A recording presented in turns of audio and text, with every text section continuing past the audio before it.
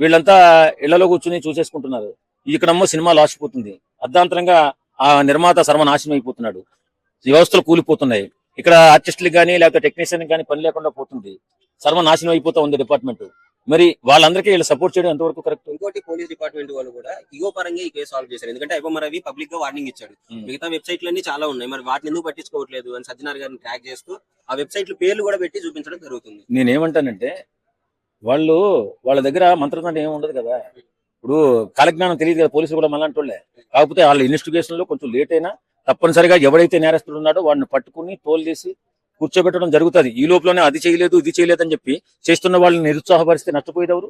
మళ్ళీ మనమే. అది తెలియక చాలా మంది ఏమనుకున్నారంటే పోలీసు వాళ్ళు ఎందుకు నిర్లక్ష్యం వహిస్తున్నారు అంటే వాళ్ళకి టైం వస్తుంది, టెక్నాలజీ పరంగా దాన్ని ఏ రకంగా ట్రాక్ చేసి వాళ్ళని పట్టుకునే వాళ్ళో ఆ సంస్థ వాళ్ళని పట్టుకుని దాన్ని ఎలా మూయాలో వాళ్ళకి తెలుసు. కాకపోతే కొంచెం సమయం పడుతుంది.